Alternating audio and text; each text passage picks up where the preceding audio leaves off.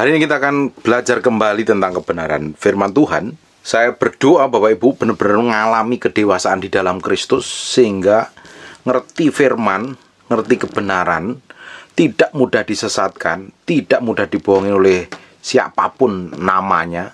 Hamba Tuhan siapapun yang ngomongin bukan kebenaran firman Tuhan, ya tidak usah dipercayain. Karena saya sering memperhatikan masih banyak sekali orang dibohongin, bahkan ditipu daya dengan pengajaran-pengajaran yang ngawur. Penting sekali untuk kita ini bertumbuh terus ngerti kebenaran. Ketika kita belajar kebenaran, ngerti kebenaran, kita hidupin, kita praktekin dalam kehidupan sehari-hari, baru kita ngerti kebenaran yang sejati. Kita tidak akan bisa ngerti kebenaran hanya sekedar di teori saja. Kita akan ngerti firman sampai kita itu benar-benar praktek baru ngerti kebenaran. Setiap orang harus mengalami pertumbuhan dewasa di dalam Kristus. Kita harus bertumbuh terus tiap hari mengenal kebenaran. Sehingga pengenalan kita akan Tuhan itu ungkul, utuh. Kita ngalami Tuhan, kita ngerti kebenaran, dan kita tidak mudah sekali disesatkan.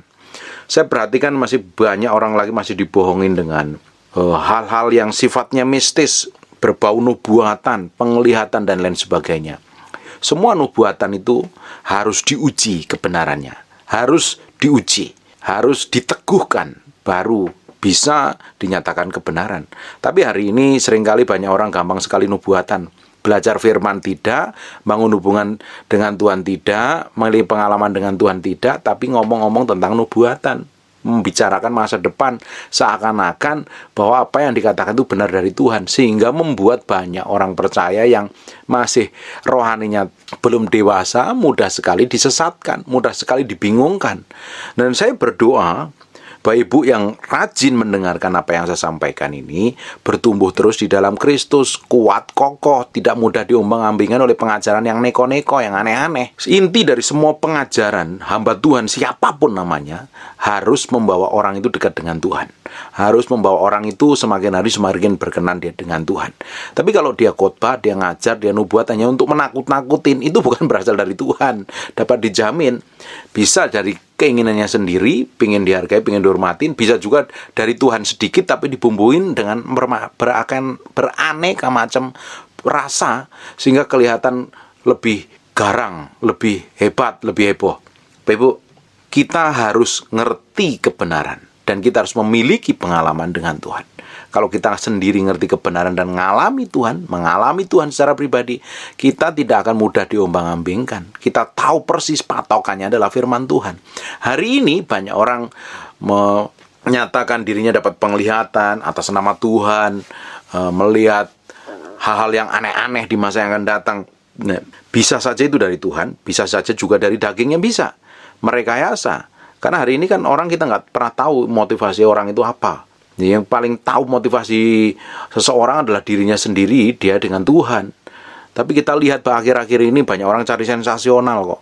Bahkan pendeta pun banyak yang cari sensasional supaya viral, terkenal, hebat. Buat apa kalau ngejar terkenal dengan melakukan hal yang bodoh, hal yang gak pernah di hadapan Tuhan. Kita yang paling penting adalah melakukan kebenaran. Mau orang lihat, mau orang gak lihat, kita harus melakukan kebenaran. Mau orang puji atau orang gak puji, bagian kita melakukan kebenaran. Yang paling lebih lagi kita harus belajar berkenan di hadapan Tuhan, melakukan yang terbaik untuk Tuhan, tidak untuk dilihat orang, tidak untuk dipuji orang, tapi karena kita mencintai Tuhan. Kalau orang itu mencintai Tuhan dengan sungguh-sungguh, dia akan dedikasikan hidupnya sepenuhnya untuk menyenangkan hati Tuhan. Tapi kalau didedikasikan hidupnya untuk kepentingan dagingnya, dia akan pakai segala macam cara membuat hidupnya jadi perhatian orang lain. Sehingga apa? Melakukan hal bodoh. Nanti akan terlihat di ujungnya, terlihat dari mana? Dari hasil buah kelakuan dan perbuatannya mencerminkan seperti apa. Saya sudah berbicara berkali-kali. Kalau saya ngomong berbicara berkali, tak ulang-ulang, itu artinya penting. Ya, kalau kita ini semakin hari semakin cinta Tuhan, semakin mengasihi Tuhan, semakin hidup di dalam Tuhan, orang di sekitarmu akan menikmati Tuhan melalui hidupmu. Hidup kita semakin dinikmatin banyak orang karena mencerminkan kemuliaan Tuhan. Tetapi kalau hidup kita ini malah orang nggak suka, malah orang tersandung, malah orang mempertanyakan, malah orang bingung, malah orang kacau, malah orang sakit hati. Artinya hidup kita tidak berjalan seperti apa yang Tuhan mau. Bisa dipimpin daging, bisa dipimpin setan. Harusnya hidup kita setelah mengalami kelahiran baru harusnya dipimpin oleh Roh Kudus. Tapi berapa banyak orang seperti itu? Tidak banyak. Hanya orang yang sungguh-sungguh dan cinta Tuhan. Bapak Ibu dengerin khotbah saya itu. Motivasi hati kita yang di dalam ini mesti bersih dulu, benar dulu. Untuk semua orang-orang yang terlibat dalam pelayanan-pelayanan karunia pelayanan kenabian itu harus memiliki hati yang nurani, yang murni. Hari ini itu banyak orang yang punya pengikut, orang yang punya jemaat banyak, udah punya nama besar. Kalau ngomong mengatasnamakan Tuhan itu semua orang bisa lihat, percaya. Bahkan belum tentu itu dari Tuhan. Bisa aja untuk manipulasi, untuk keuntungan dirinya sendiri. Nah, untuk bisa kita peka melihat itu benar real dari Tuhan atau enggak, ya kita harus dewasa di dalam Kristus.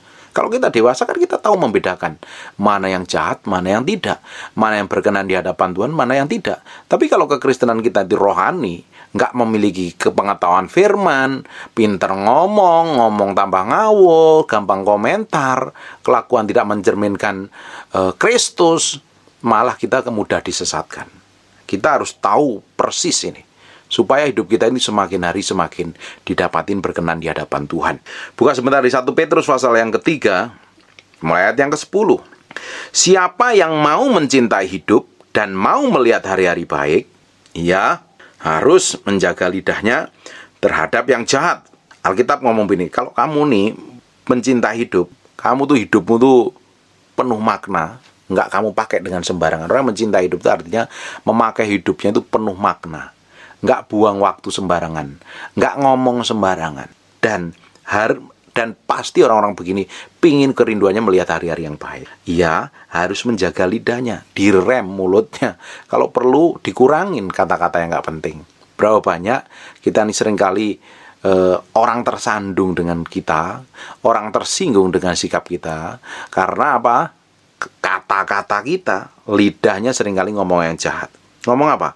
Ngomong yang menyakitin, ngomong yang melukai, dan bibirnya terhadap ucapan-ucapan yang menipu. Seringkali kita bohongin Tuhan, bohongin diri sendiri, bohongin orang lain. Supaya apa? Biar kelihatan keren, kelihatan kaya, kelihatan pinter, kelihatan seperti orang penting, padahal bukan siapa-siapa. Seringkali kita ini menganggap diri kita itu penting buat orang lain dan buat semua orang, padahal tidak penting-penting banget. Bahkan nggak dibutuhkan, nggak dikenal orang. Yang penting itu hidup kita itu harus berubah. Jaga mulut, jaga sikap. Kalau kamu bangun hubungan dengan Tuhan, kamu akan jadi orang penting suatu hari. Dipentingkan kerajaan surga. Tapi kalau orang pinter ngomong, saya perhatikan nih, banyak sekali orang tuh gampang pinter komentar ya.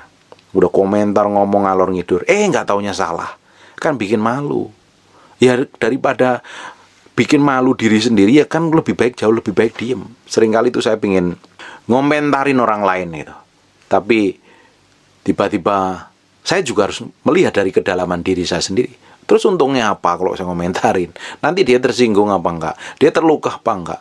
Terus Tuhan dipermuliakan apa enggak? Sehingga seringkali saya pakai barometer seperti itu, membuat saya lebih bisa tenang dan mengendalikan diri. Tapi berapa banyak orang yang bisa seperti itu, kan tidak gampang. Itu diperlukan pikul salib sangkal diri itu, ngerem. Benar-benar dijagain tuh mulutnya, dijagai pikirannya.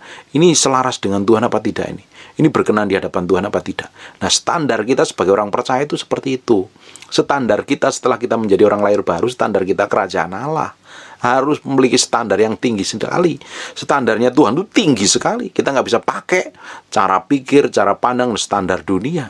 Kita harus pakai cara pikir kerajaan Allah. Supaya apa? Hidup kita itu jadi berkat. Menjadi representasi dari kerajaan Allah. Menjadi kepanjangan tangan Tuhan. Tapi orang yang mulutnya jahat nih, lidahnya itu jahat nih, kalau melihat orang lain tuh negatif, jelek, sisi buruknya aja. Bahkan ada beberapa orang-orang tertentu ketika dengerin khotbah seperti ini, di dalam hatinya tuh cari celahnya, cari kekurangannya, diserang orangnya, dikritik kata-katanya.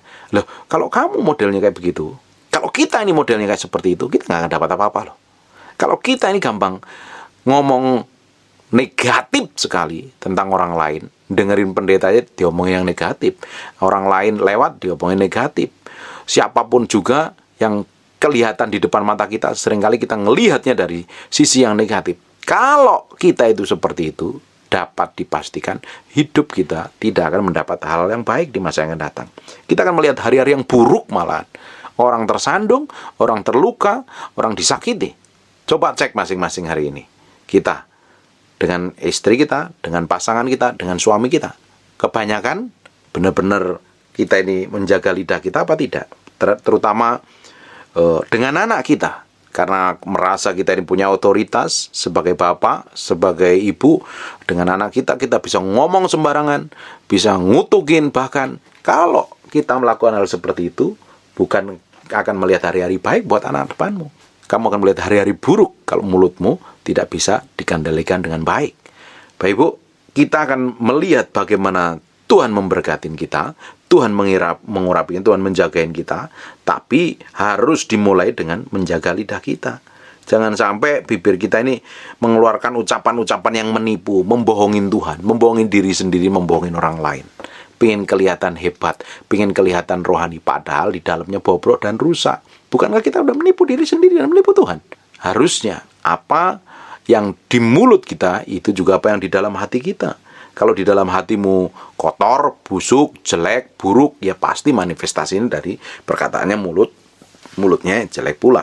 Tapi kalau di dalam hati kita ini kudus, suci dan isinya firman, keluar manifest dari mulut kita juga kebenaran firman Tuhan. Sebenarnya simpel kalau kita ini mau melihat orang, itu isinya apa? Hal yang baik atau hal yang buruk? Kan terlihat semuanya. Dari apa? Yang dari ucapan. Ada yang ucapan hanya sekedar di bibir saja, tapi praktek hidupnya bertolak belakang. Ada juga yang benar-benar tulus. Kita harus bisa membedakan. Orang yang dewasa bisa membedakan seperti ini. Tapi kalau Kristen yang bayi rohani, nggak akan. Kristen yang bayi rohani akan segera nuntut, segera jerit-jeritan, segera teriak-teriakan. Tapi orang yang dewasa di dalam Kristus, dia akan mempelajari, melihat, merenungkan, memahami segala sesuatu dengan hikmat, pengertian, dan pengetahuan. 11, ia harus menjauhi yang jahat dan melakukan yang baik. Ini harus, udah nggak bisa kompromi. Orang nggak kenal Tuhan pun juga ngerti hal seperti ini. Menjauhi hal yang jahat dan melakukan hal yang baik. Segala sesuatu yang bertentangan dengan kebenaran firman Tuhan dan melukai hati Tuhan itu adalah yang jahat. Apapun itu namanya. Dan kita harus melakukan hal yang baik. Ia harus mencari perdamaian dan berusaha mendapatkannya.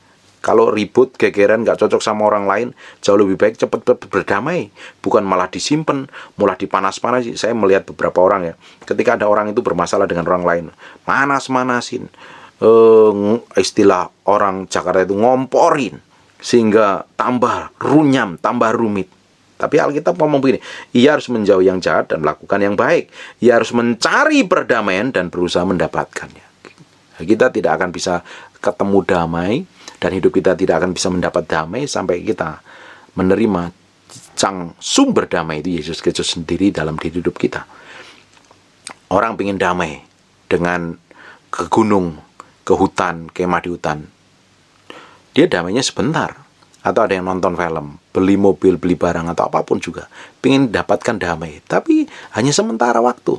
Kita beli mobil 3 bulan juga udah bosan. Bahkan sebulan udah bosan. Beli rumah 3 bulan udah bosan.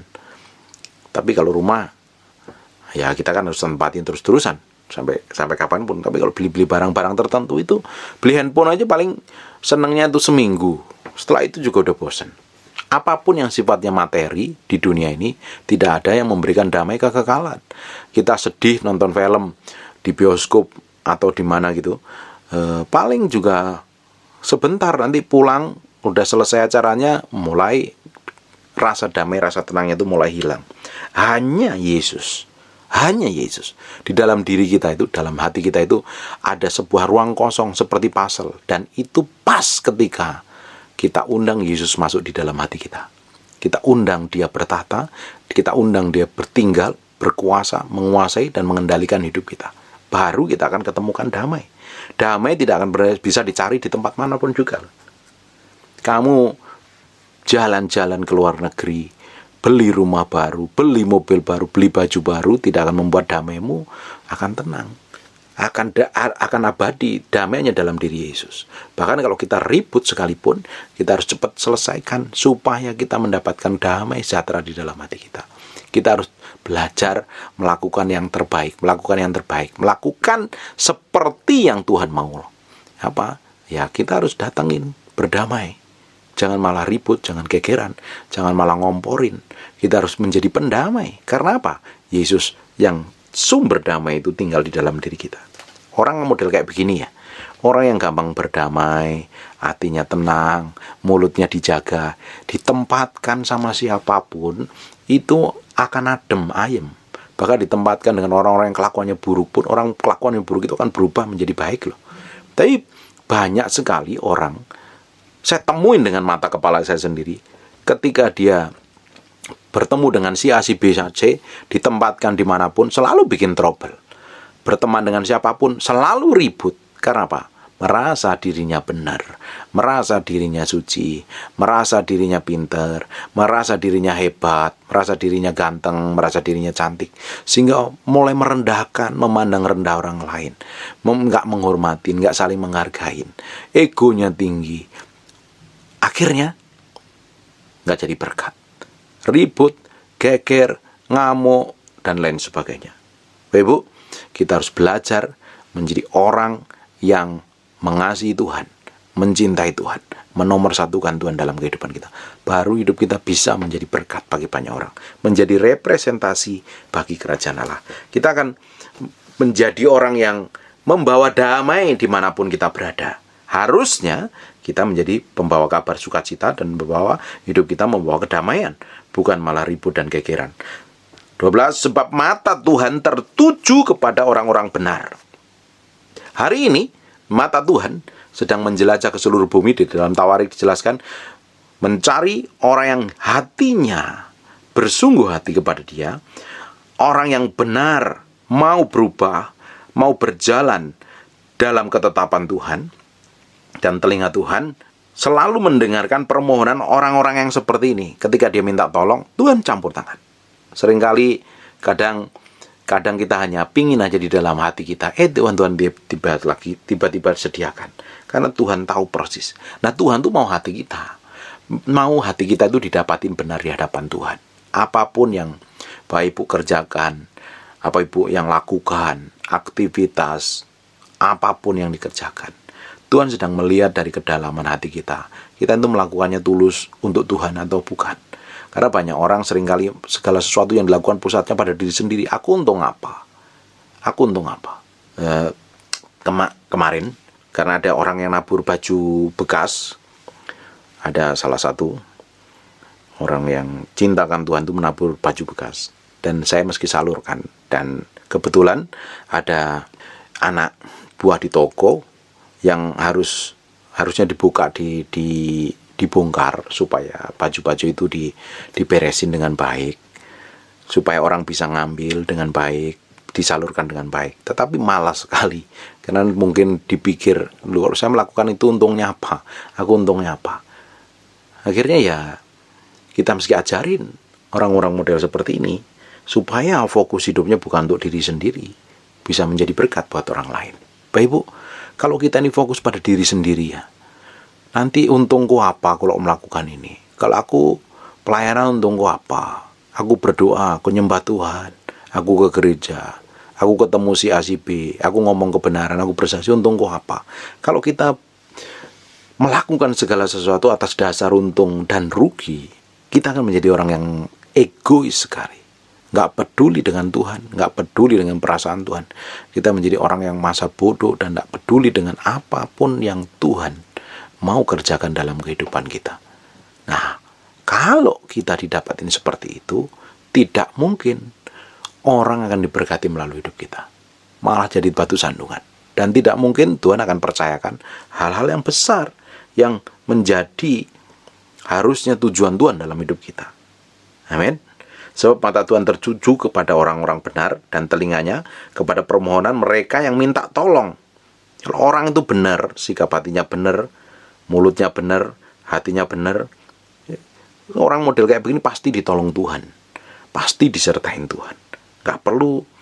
Nggak perlu sampai merengek-rengek, dan pasti dipelihara Tuhan kok hidupnya, pasti. Tetapi wajah Tuhan menentang orang-orang yang berbuat jahat. Pak, apakah ada orang yang berbuat jahat? Ada, banyak sekali. Ayat yang ke-13, dan siapakah yang akan berbuat jahat terhadap kamu jika kamu rajin berbuat baik? Kita ini, kalau rajin berbuat baik, sikap kita benar sama semua orang, tulus, murni, kita lakukan kebenaran. Orang tuh mau berbuat jahat sama kita tuh sungkan seringkali. Bukan sungkan karena kitanya, sungkan karena kita ini jadi orang yang tulus dan murni. Memang ada seringkali orang yang karena kita ini terlalu baik, seringkali ditipu orang tuh ada yang model kayak begitu. Tapi ada proteksi penjagaan Tuhan. Nah, kita harus lakukan kebenaran ini. Supaya apa? Orang lain bisa melihat Kristus melalui hidup kita. Amin. Kita harus rajin berbuat baik. Kita harus minimal melakukan satu hari perbuatan kebaikan kepada siapapun juga. Kita tabur kebaikan, kita akan tuai kebaikan. Ayat yang ke-14, tetapi sekalipun kamu harus menderita karena kebenaran. Kita ini sudah melakukan kebenaran, sudah berbuat baik, sudah hidupin firman, sudah praktek firman, tapi tetap saja menderita karena kebenaran tersebut. Diprotes, dianiaya, dicaci maki, dipersalahkan. Tetapi sekalipun kamu menderita juga karena kebenaran, kamu akan berbahagia. Wah, hebat kan? Sebab itu janganlah kamu takut apa yang mereka takuti dan jangan gentar. Tetap aja jalan. Kalau kita melakukan kebenaran, lakukan terus, konsisten. Selama ini kita sepanjang hidup, selama hidup mungkin mulutnya jahat, mulutnya kotor, mulutnya najis, ngomongnya emosian, bentak-bentak, gak hargain orang lain, merendahkan orang lain. Ini waktunya bertobat balik, melakukan yang baik, menjadi berkat, menghormati, dan kita harus lakukan kebenaran. Dagingmu pasti akan menderita. Memang harus menderita. Ketika daging kita ini menderita untuk melakukan kebenaran, itu bagus. Artinya kita benar-benar berjalan dalam pusat kehendak Tuhan. Tapi kuduskanlah Kristus di dalam hatimu sebagai Tuhan, dan siap sedialah pada segala waktu untuk memberi pertanggungjawaban kepada tiap-tiap orang yang meminta pertanggungjawaban dari kamu tentang pengharapan yang ada padamu, tetapi haruslah dengan lemah lembut dan hormat. Kita akan menjadi orang yang didapati bertanggung jawab atas apapun yang kita kerjakan. Kalau kita mengerjakan segala sesuatu untuk Tuhan, kita mengerjakannya untuk Tuhan, untuk kemuliaan nama Tuhan, untuk menyembah Tuhan. Pekerjaan kita sebagai penyembahan kita kepada Tuhan, kita menjadi orang yang bertanggung jawab. Pekerjaan kita pasti akan diberkati. Apapun yang kita kerjakan pasti diberkatin Tuhan. Dan orang kayak begini, nggak ada orang yang bisa menuntut. Karena apa yang dikerjakan, dilakukan tuh semuanya ada pertanggungjawaban. Bahkan suatu hari ketika kita menghadap Kristus, kita akan mempertanggungjawabkan semua yang kita kerjakan. Pikiran, perkataan, perbuatan, tingkah laku, apapun itu kita menghadap Kristus dan kita harus mempertanggungjawabkan di hadapan Tuhan. Tidak terkecuali. Ayat yang ke-16, dan dengan hati nurani yang murni, supaya mereka yang memfitnah kamu karena hidupmu yang saleh kepada Kristus menjadi malu karena fitnah itu. Memang kita tidak bisa menyenangkan semua orang. Pasti ada saja orang yang ngomong jelek. Karena kenapa kok ada saja ngomong yang jelek? Karena hatinya udah jelek, pasti ngomongnya jelek. Kalau hatinya bagus, ya ngomongnya bagus. Kita udah melakukan kebenaran, kita udah hidup benar, kita memiliki hati nurani murni, pasti ada orang yang nyinyir, ada orang yang kepo, ngomong buruk, maki-maki, menghujat dan lain sebagainya. Kenapa kok Pak mereka ada seperti itu? Memang hati mereka busuk dan jahat, ya biarin saja. Nah, waktu kita diperlakukan seperti itu, kita nggak usah protes, kita tenang saja. Kalau udah keterlaluan ya, kalau ada orang keterlaluan ngomongnya udah kasar, udah di luar batas gitu ya, di media sosial cukup diblokir, beres, selesai. Bagaimana kalau di praktek kehidupan hari-hari Pak? Ya jauh lebih baik diam. Kalau itu keluargamu ya kamu meski nggak bisa kemana-mana. Tapi kalau itu orang lain, jauhin pertemanan.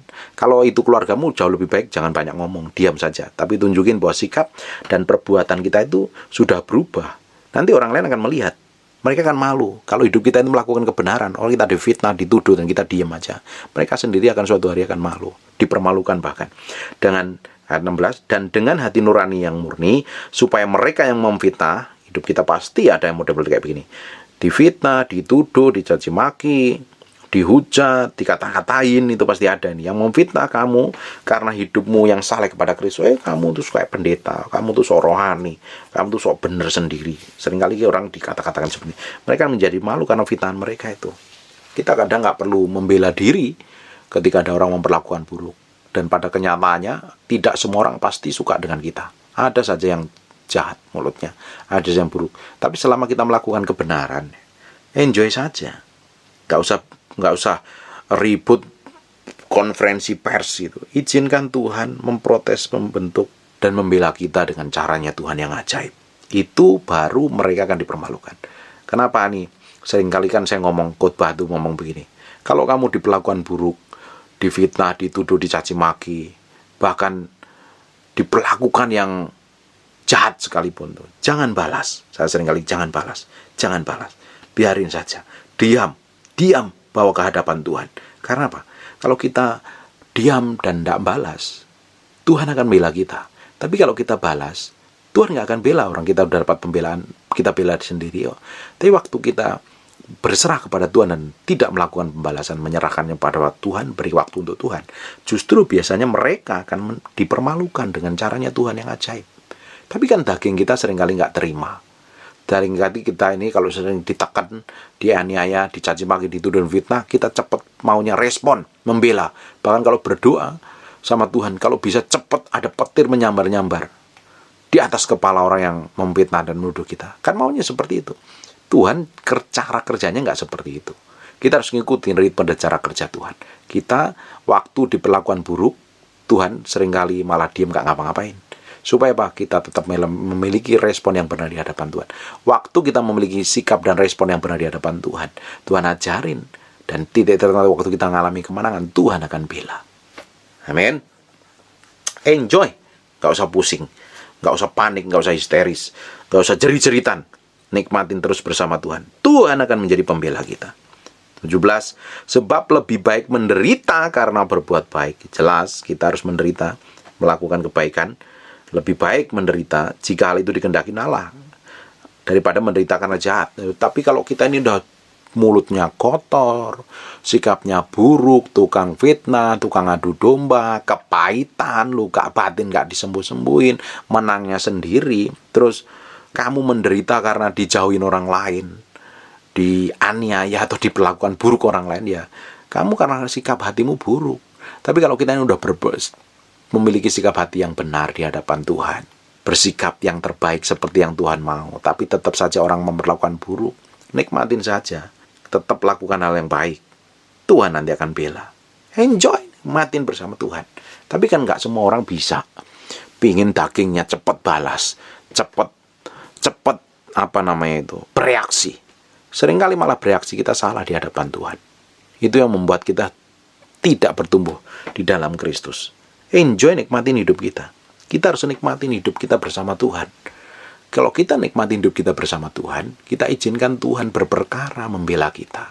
Jangan dikit-dikit kamu bela diri di hadapan orang lain. Tunjukin bahwa kamu benar. Tunjukin bahwa kamu suci. Tunjukin bahwa kamu teraniaya. Itu akan membuat keras kepala dan degil hati kita. Tapi kalau kita ini belajar, datang kepada Tuhan, menyerahkan hidup kita sepenuhnya di hadapan Tuhan.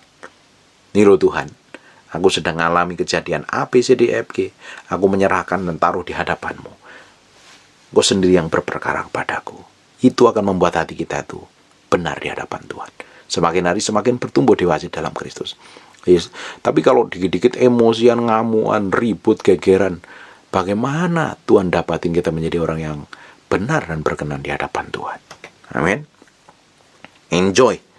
Nikmatin hidupmu bersama Tuhan. Berjalan bersama Tuhan. Jaga mulut, jangan sampai bikin dosa, jangan bikin orang tersandung dengan perkataan dan perbuatanmu.